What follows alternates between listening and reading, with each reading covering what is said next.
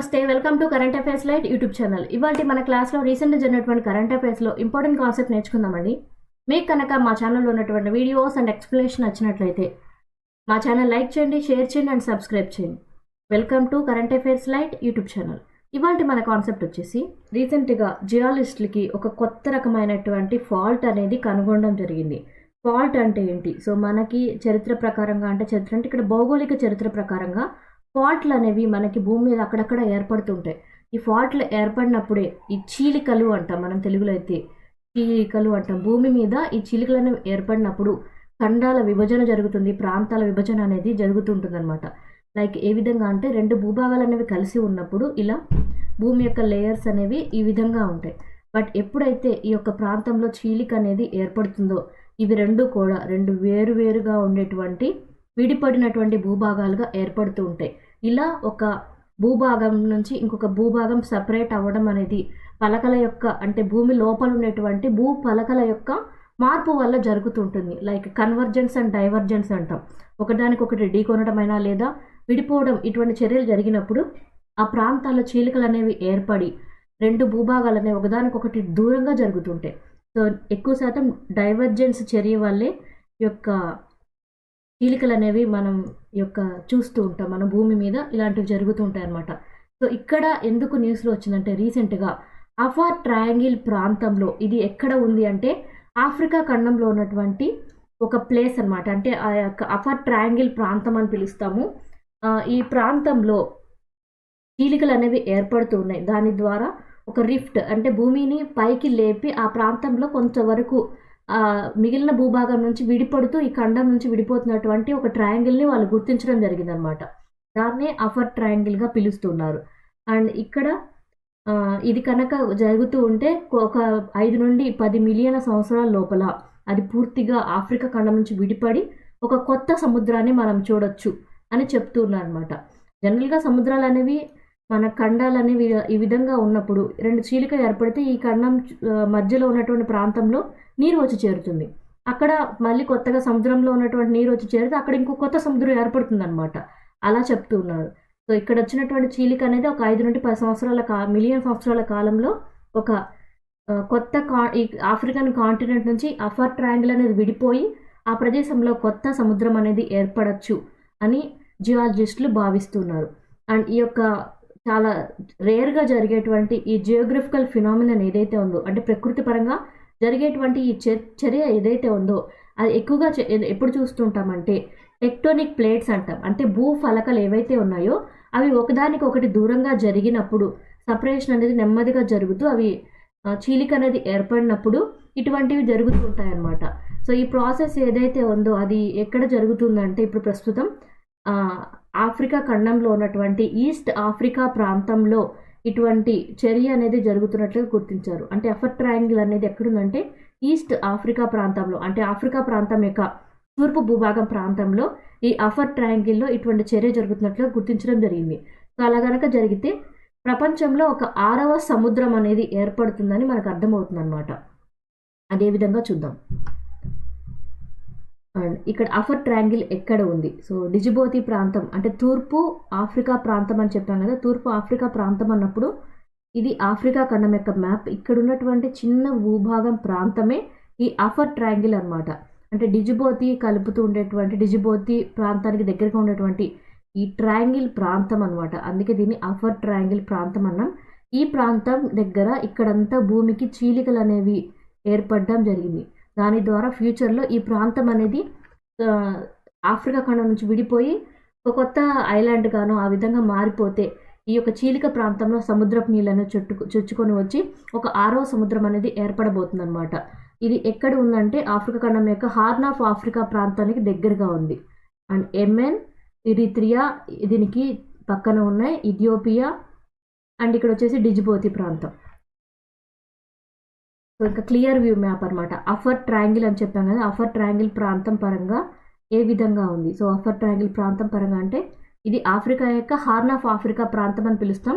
ఇది సోమాలియా, డిజిబోతి ప్రాంతం అండ్ ఇరిత్రియా ప్రాంతం, యెమెన్ అనేది అటువైపు ఇంకొకటి. అండ్ ఇక్కడ గల్ఫ్ ఆఫ్ అడెన్ నుంచి రెడ్ సీకి వెళ్ళేటువంటి మార్గంలో ఉన్నటువంటి ప్లేసే అఫర్ ట్రయాంగిల్ అనమాట. ఈ అఫర్ ట్రయాంగిల్ ప్రాంతం అనేది ఆఫ్రికా ఖండం నుంచి విడిపోతున్నట్లుగా రీసెంట్గా ఖగోళ శాస్త్రవేత్తలు కనుగొనడం జరిగింది.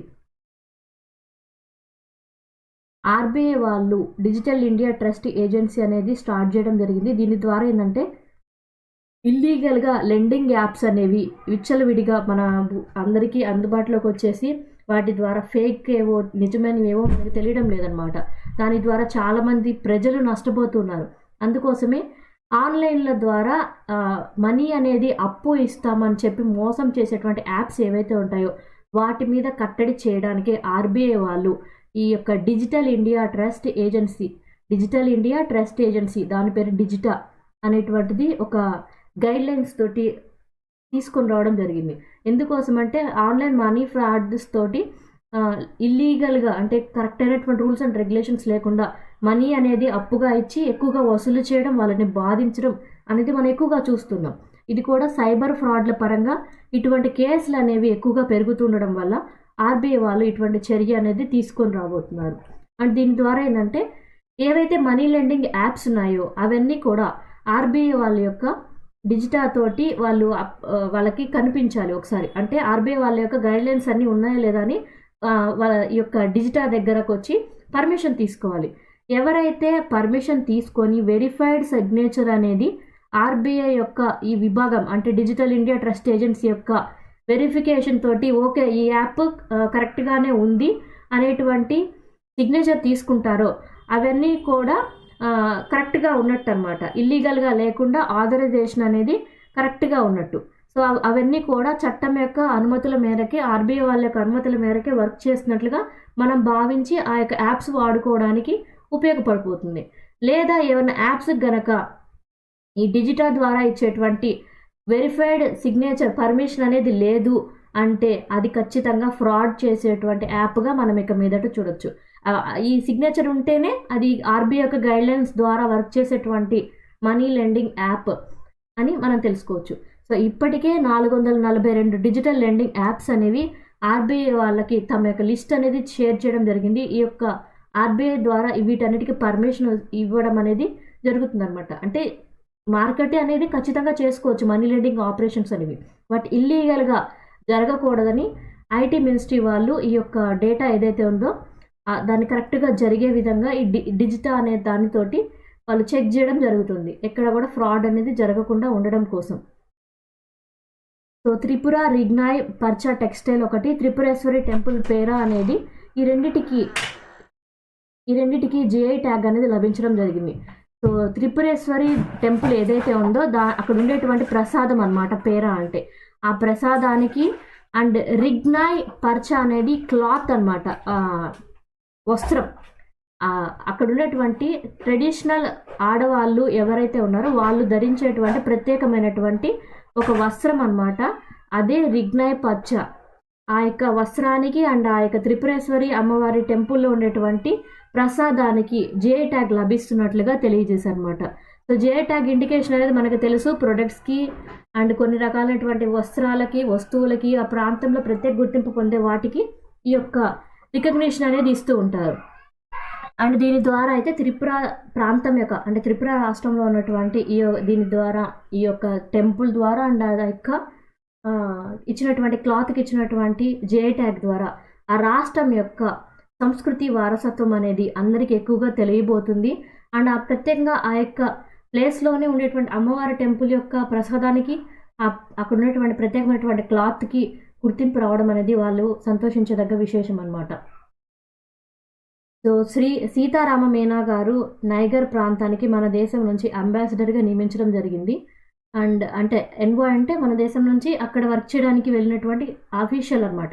ఎవరు నియమిస్తారంటే మినిస్ట్రీ ఆఫ్ ఎక్స్టర్నల్ అఫైర్స్, విదేశాంగ శాఖ వారు ఇలా ఐఏఎఫ్ ఆఫీసర్స్ని నియమిస్తూ ఉంటారు. ఫారెన్లోకి వెళ్ళి వర్క్ చేయడానికి మన దేశం నుంచి బ్యూరోక్రాట్లు నియమిస్తూ ఉంటుంది మినిస్ట్రీ ఆఫ్ ఎక్స్టర్నల్ అఫైర్స్ వాళ్ళు. సో ఎవరు నియమితులు అవుతున్నారంటే నైగర్ ప్రాంతానికి సీతారామ మీనా గారు నియమితులు అవుతున్నారు. అండ్ మన దేశం నుంచి ఈయన నైగర్కి అంబాసిడర్గా వెళ్ళి అక్కడ మన దేశం కోసం వర్క్ చేస్తుంటారు అనమాట. సో 2009 నుంచి కూడా మన దేశం ఈ యొక్క నైగర్ ప్రాంతంతో మంచి చర్యలతోటి మంచిగా రిలేషన్షిప్ అనేది మెయింటైన్ చేస్తూ ఉంది. సో దాని ద్వారా అంటే 2009 నుంచి అయితే అది ఇంకా బెటర్గా ఉందన్నమాట. రెండు దేశాల మధ్య ఫ్రెండ్షిప్ అనేది, బాండింగ్ అనేది పెరుగుతుంది. సో నైగర్ వాళ్ళు వచ్చి మన దేశంలో 2011 నుంచి కూడా ఎంబసీ అనేది స్టార్ట్ చేసి వాళ్ళు వర్కింగ్ అనేది చేస్తున్నారు. సో నైగర్ దేశం యొక్క క్యాపిటల్ వచ్చేసి నియామే అనమాట. అండ్ వాళ్ళ యొక్క కరెన్సీ ఏంటంటే వెస్ట్ ఆఫ్రికన్ CFA ఫ్రాంకులుగా వాళ్ళ యొక్క కరెన్సీని పిలుస్తూ ఉంటారు.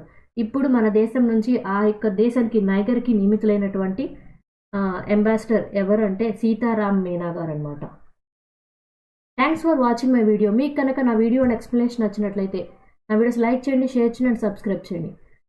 నా వీడియోస్ మీకు ఏ విధంగా అనిపిస్తున్నాయో నాకు కామెంట్ సెక్షన్లో తెలియజేయండి. Thank you for watching my video. Thank you.